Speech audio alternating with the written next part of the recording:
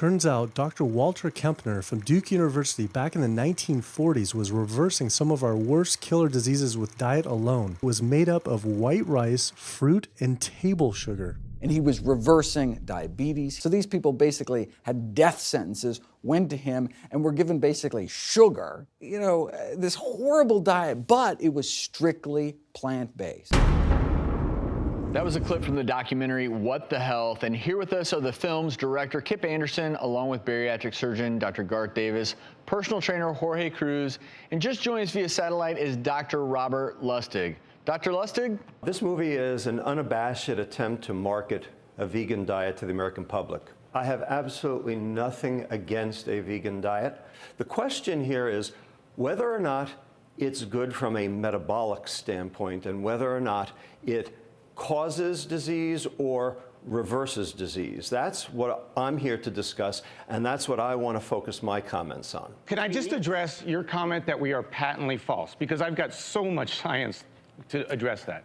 So you say that sugar can't cause diabetes, but there was a recent meta-analysis, 16 studies.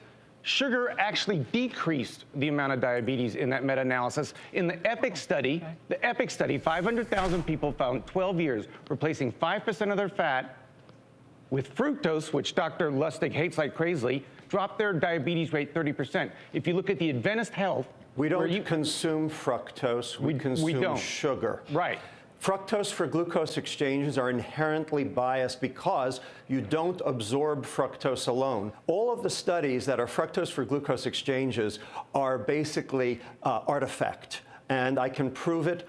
And in addition, you mentioned a whole bunch of meta-analyses. If you take a look at the meta-analysis that was done by my colleague, Dean Schillinger, in Annals of Internal Medicine, turns out that there are 34 studies where 33 of them say there's no effect, and they're all paid for by the sugar industry. There's only one that says there is.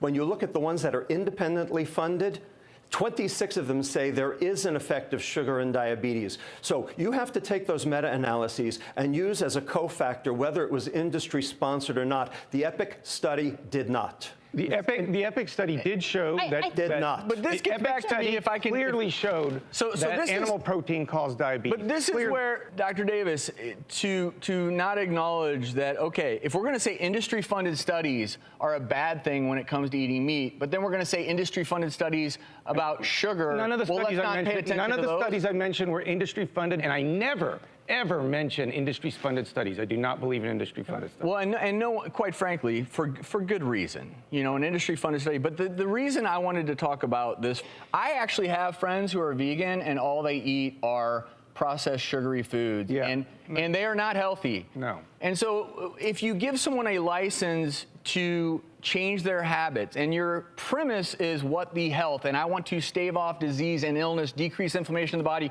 reduce risk for cancer, obesity, diabetes, heart disease, you've got to tell them the truth. Absolutely.